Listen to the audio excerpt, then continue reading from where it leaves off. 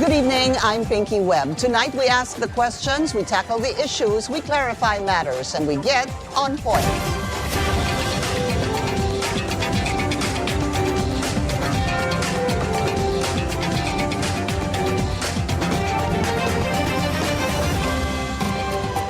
The rising number of teen pregnancies has become a serious concern in the country. Lawmakers are now proposing measures to stem the problem.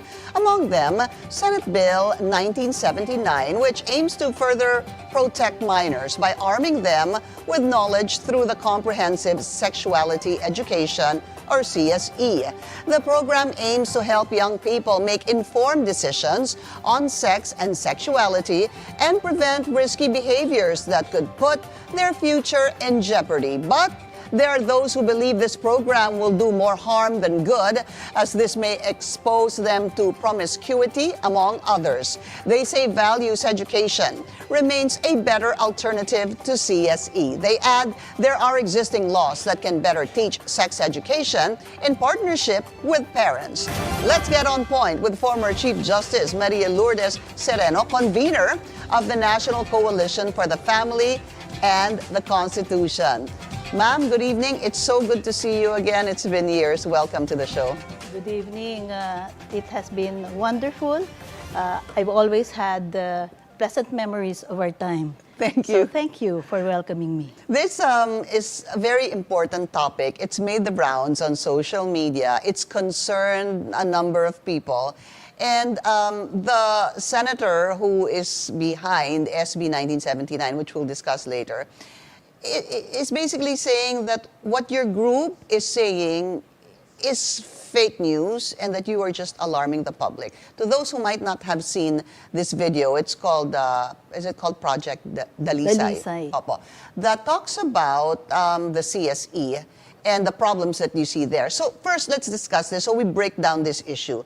Comprehensive Sexual Education, or CSE, is currently, ma'am, being taught by the DepEd. It's part of the DepEd's curriculum right now. My question is, do you have a problem with the present or concern with the present CSE, or Comprehensive Sexual Education? Yes, the way that it has been implemented since 2022 has already given a lot of reports. And one of the alarming reports is that a 9-year-old child reported back home to her mother that they were being asked to bring condoms to school. And then when they did that, they were taught that condoms should be put on the penis, and the example was on a remote TV controller. So you can see that there's a lot of question on why the project or the program is descending to this level. We have also a lot of accounts where the CSE in high school, when implemented, was capped by the widespread distribution of condoms without the parents' consent. Okay. More than that, is there anything else? So basically, it's the effect of the present CSE now to the students. The curriculum itself, as designed and rolled out in 2022. And they're very proud of the fact that they have already taught their teachers, 400,000 of them, what this curriculum contains. And we are ready to show you what those are teaching our children. Okay, the present one. The present one. Let me just say, CJ, that the 400,000 supposed to be was questioned before the House Committee on Basic Education headed by Congressman Romulo. Tinanong po niya, sino itong mga itong 400,000? Kumbaga, who, what, when, where, how were they trained, when were they trained, etc. I understand, though, that the Comprehensive Sexual Education, just to premise this, is part of the Responsible Parenthood and Reproductive Health Law. No, actually, it's very different. The RH law actually talks about family planning. It doesn't talk about sexuality and understanding your body, your gender, your identity. If you look over the SB 1979 and even the present curriculum, it's a question of who am I? Am I a boy, a girl? What is my identity? What is my body for?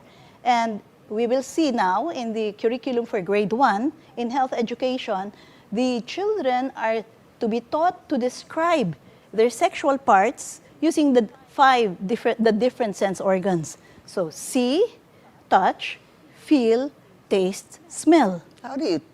That's there. So it's okay. in the document. So Are you saying that that is what is being taught at present, currently? Or that is the proposal of this SB 1979? there is no, you are now going to SB 1979. No, Not yet? Let's still stick Still to the stick. current Okay. curriculum right the now. The current curriculum under DepEd Memo Order number 31 series of 2018 is reference to the international standard of the UNESCO. If you look at the first reference there, after the end of the memorandum order, it's very clear. It is the UNESCO International Technical Guidance. And we will show you again that the funding for this will come from the UN agencies together with the GAA. So the DepEd in 2018 made the decision to adopt an international program without a clearance from Congress, and it's not even based on the RH law. Because under the RH law, you can only really talk about reproductive health to adolescents. And adolescents under the law is only 10 to 19. Okay, adolescents are, now it's clear, between 10 to 19 years old. Okay. So the program, on the other hand, tries to teach it as early as possible. So, and what is as early as possible? 5? I saw a kindergarten slide, but I'm not raising an alarm about the kindergarten slide. But the grade 1 slide is really going to ask the teacher to ask the students to describe their sexual parts using the different sense organs. That's in the curriculum. Okay. These are some of the slides that we're showing. We can start showing them again. This is supposed to be part of the CSE curriculum at present. Maybe we can show that again. I'll direct you, CJ, later kapag. Ayan po, 1.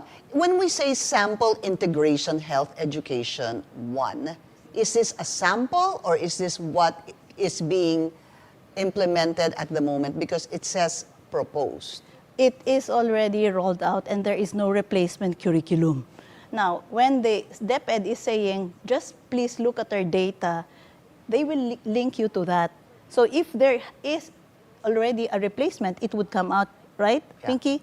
None has come out. Yan pa rin eh. Okay. So, yan po yung isa. No? I think this is important, this sexual and reproductive parts or vital parts of the body, etc. And then you have the premarital sex, teenage pregnancies, and abortion, etc. So clearly, CJ, you're saying that these need to be changed. These need to be changed. It violates the RH law. The RH law requires that you cannot teach that, or rather, you don't teach that. It doesn't require the teaching of reproductive health except to 10 and 19 years old. And then it requires that all those who teach should really be well-equipped. Meaning, it cannot be bara-bara. And that's what's happening now. Anybody, just imagine, putting a condom on a TV remote control. Well, okay, so again, let me go back to that hearing in Congress. This is a DepEd, I believe, Undersecretary or ASEC, Buen Viaje, who actually said that he was being questioned by Congressman Roman Romulo.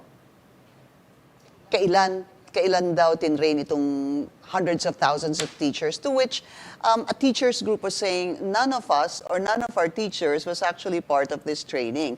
So could there have been a lack of communication and training and collaboration among stakeholders? With respect to the parents are complaining. In fact, I had an interview with Liling Briones, secretary, and she even went on live radio talk show in DZAS, where she said that it was basically nothing but complaints from the teachers, even some parents, even the regional directors. They were always complaining about the direction of the CSE. So I asked her, Ma'am, bakit naman sa lahat ng ire-reference nyo, kung ganito naman pala, bakit ang number 1 reference nyo is the UNESCO International Technical Guidance? And her answer, alam mo naman ang pressure ng international agencies.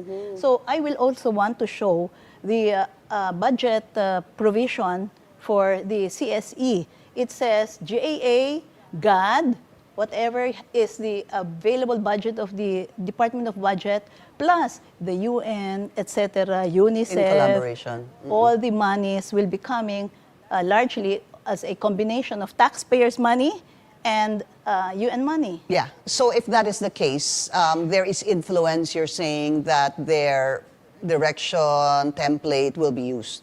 Yes, and I'm sure that the consultant, whoever that person is, patterned it after the basic ideas of the UNESCO. Okay. And I'm not discounting the fact that that consultant may even have looked at the WHO guidance, because these are also international standards. Now, if you look at the question of why in the world will you ask a child to describe her sexual parts using the different sense organs, you reference it to what is being taught in the UNESCO. In the UNESCO, it really talks about a child must, and that's in one of the slides, I don't know if we can show it, a child must be taught that it is good to express oneself through hugging, loving, kissing, and even sexual behavior.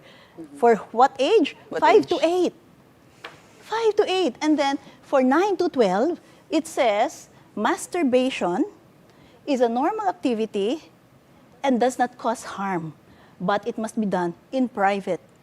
So it's good that Filipinos should know that these are in international documents which the taxpayers, partly because we contribute Funding. to the UN, are funding, and in turn, it is now being plowed back. These are some of the slides that we're showing, CJ, if you can That's the reference that. WHO. This is this is not the one you were discussing a while No, ago, because what you were saying was UNESCO. UNESCO, Okay. because Okay. if they want to say, will not follow the WHO, then I'm so glad. I'm so glad. It's a blessing that they are now rejecting WHO, but the philosophy is the same, except that the Filipino parents who are now in Europe are saying it's because once you give birth, after your leave, you leave it to a daycare, very young people. So that's supposed to be for the daycare in Europe. And parents have already been telling us they almost got into prison because they were refusing this CSE. I see. Pinoy. Okay. So, At the end of, talking about Secretary Briones, who was the DepEd secretary sometime, I'm sure it must have been 2016 or 2017, during the Duterte administration, this CSE, from my research, supposedly began in 2018. However, it was halted because of the pandemic and went on full-blown implementation sometime in 2022. Would that be in line with your knowledge? the piloting was done in 2021. And then it was formally rolled out in September of 2022. Okay, so 2021 was the pilot. And you were saying that even the former Secretary of the DepEd, Secretary Briones, was saying that it was pressure and it was confusing, this CSE. Yes. Okay. It was being resisted. And so we said, why did you not cut it off? Well, because she rounded up her term, so there was no time to really make the final assessment of the CSE. But from her perspective, it won't work. It won't work. Okay, so before we go on a break, in that particular hearing again with Congressman Roman Romulo, I believe he said that maybe to the DepEd, it's time to suspend this CSE. What are your thoughts on that? It should be, because I don't know whether it is the CSE or something else, but one parent already said that when her daughter came home, she was asking about WET dreams. Why? So she said, well, because we are discussing it in class. Okay. So you're saying it's time to suspend it? The harm. If a child sees pornography, and we're trying to keep our children away from pornography as early as possible, how can a child unsee it? You know, there are a lot of stories out there about desensitizing children to the touch of somebody else. And if they understand that they can explore their body, which Filipino parents try to discourage, right? Because we know that there will come a time when that will happen. but not when they're very young. Yeah. What is the right age? What is the right age really to start introducing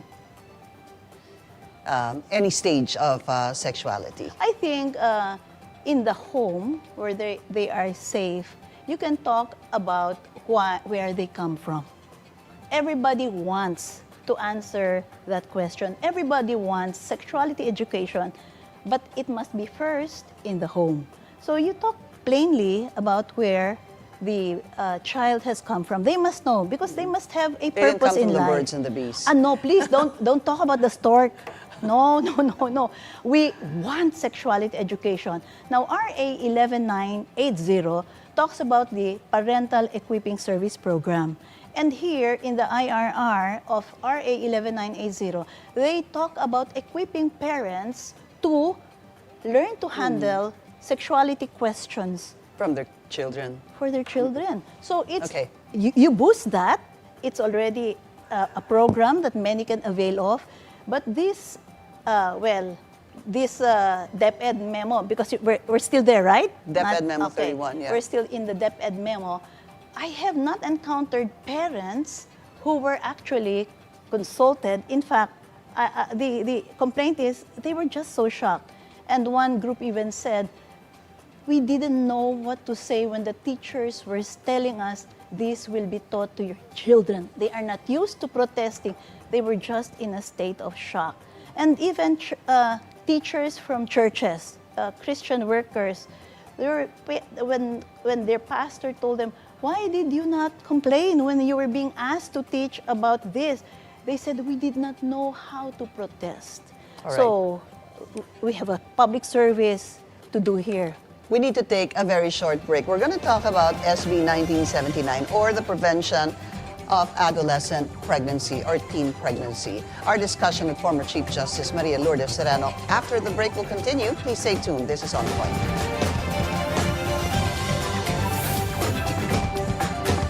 Ikaw, Winston, ano nang mga naipundar mo? Ano ba? Sorry po, sir. Sorry po. Kalma lang. Okay lang. Mayaman ka. Alam mo, Han, tama ka nga sa lahat ng panalo ko. Sa inyo ako nakabingo. At mayaman din ako dahil jackpot ako sa inyo.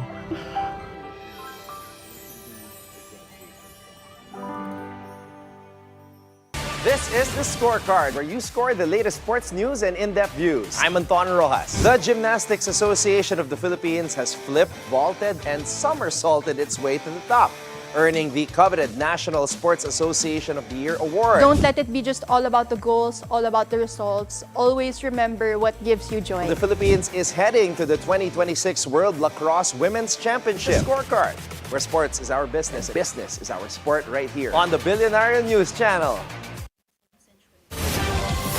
Welcome back. Still with us, former Chief Justice Maria Lourdes Sereno. Let's talk about SB 1979, or the Prevention of Adolescent Pregnancy or Teen Pregnancy. First off, CJ, are you opposed to this particular bill? Yes, the bill, basically, if you break down the bill, it has three parts.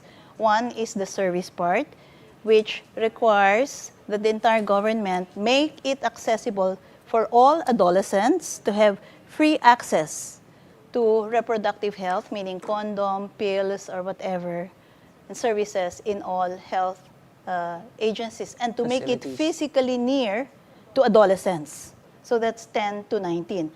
Now, if you go to Section 5B, and I have that in my slide, no? You can see Risa, no? I'm sorry. You can see Pinky, that it should be given without requiring parental consent. That's for adolescents. Adolescents are 10 to 19 years old. 10 to 19. And confidentiality must always be assured. That's Section 5B. Okay. I was actually looking into that. And then Section 12 also Okay. says the same thing, that it for 15 years old and older, they can always have free, untrammeled access to RH services without parental consent. So, And they only accept, but however, if the child is from 10 to below 15, then parental consent is required. 10 to 15. Except when the child has already experienced sex or active sexually, or is the victim of sexual abuse, then no consent is required. Okay. So you basically lose parental authority under that bill. Definitely for all children between 15 and 18, the parental authority granted by the Constitution and the Family Code is gone. For those younger, from 10 to below 15, the moment the child has tasted sex or sexually active, You have no, no consent. yeah, no power over your No power. your children. Okay. Another important point to discuss here is that Senator Risa Ontiveros was actually saying that this Project Dalisay, that video that has actually come out where you were there, and some other personalities, she was saying that there was a lot of misinformation or fake news. No? The senator had an interview, or she came up with a response to this. Let's try to play that in full. It's not very long. Walang intensyon o obligasyon sa batas na gayahin ng walang pag-iisip ang anumang international standard. Hindi ibig sabihin ay kokopyahin lang lahat ng nakapublish sa UNESCO o WHO.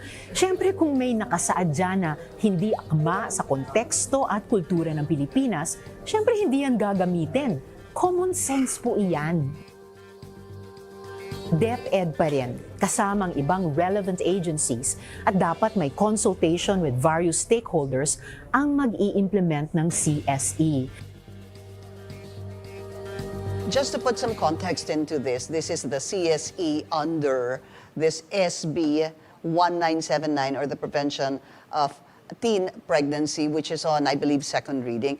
Ma'am, maybe a reaction to that, because when the senator basically was being asked, even earlier, I watched an interview on Balitang Hali. She was saying that when your group had referenced a report about these findings that she was outrageous, she said that her team looked into this, and that there was one report or one study commissioned or published by the WHO that was meant for a European country.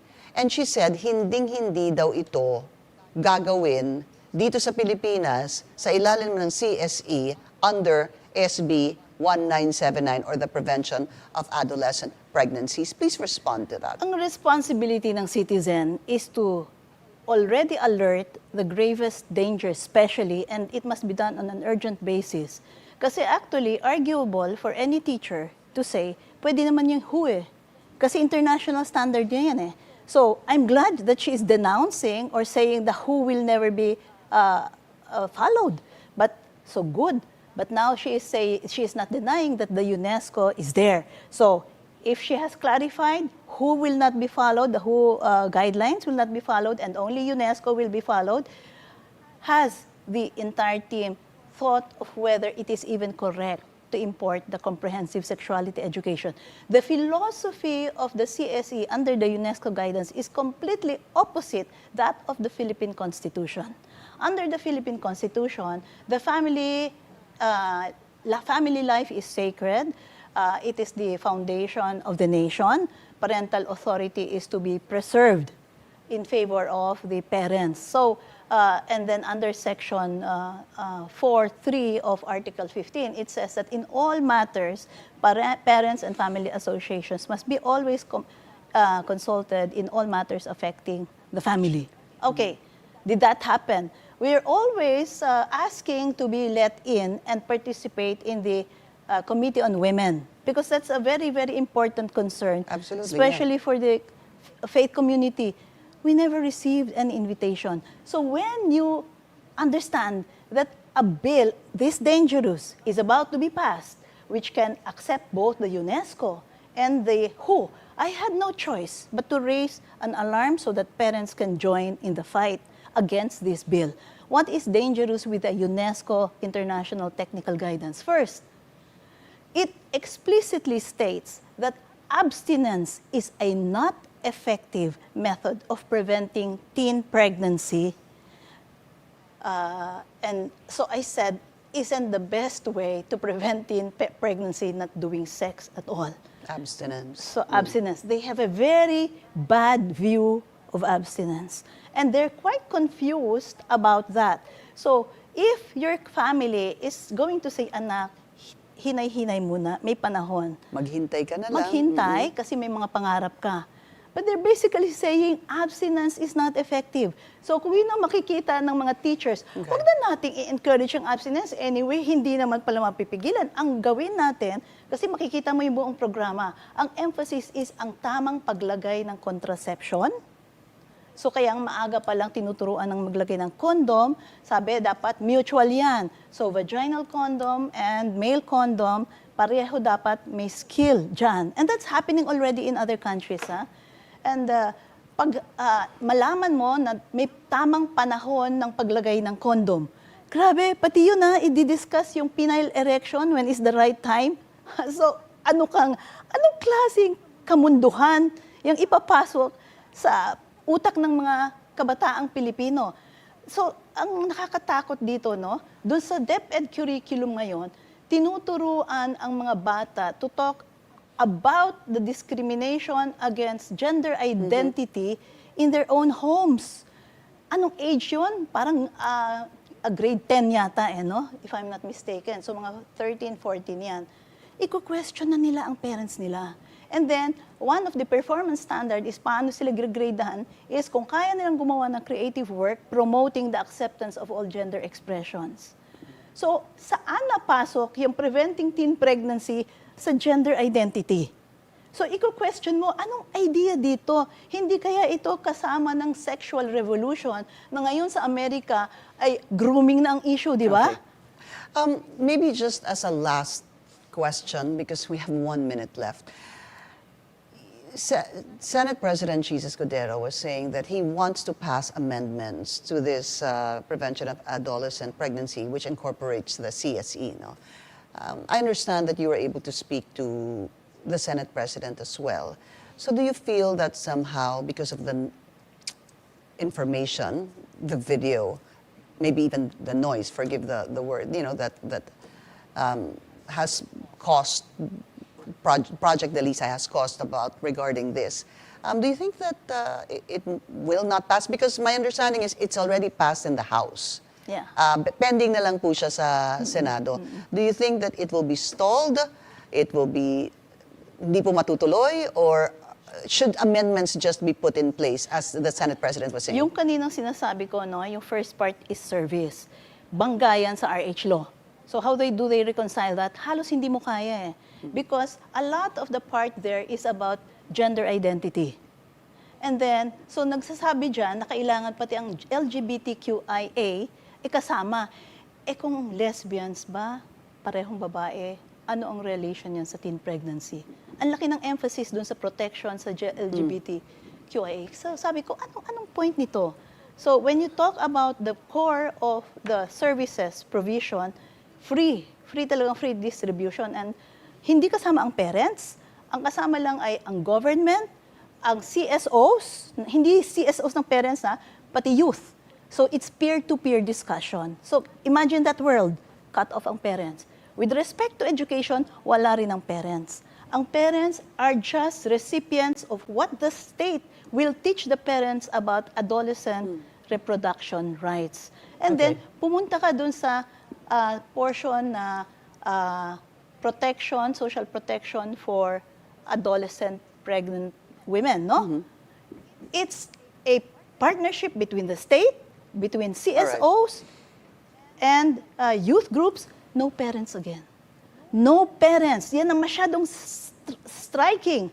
And then the bill itself, walang lesson on abstinence na sinasabing ipropromote at walang pagkilala sa marriage. Okay. Unfortunately, we've run out of time. Former Chief Justice Maria Lourdes Sereno, it's a pleasure to have you We'll continue to look into this and find out more updates on what will happen to Yeah. this bill, SB Please 19. keep Yeah. a tight watch on this. Thank you. Thank you for your time and happy weekend to you. That's you. On Point. Join us again next week at 7:30 p.m. here on BNC, the Billionario News Channel. I'm Pinky Webb. Thank you for watching.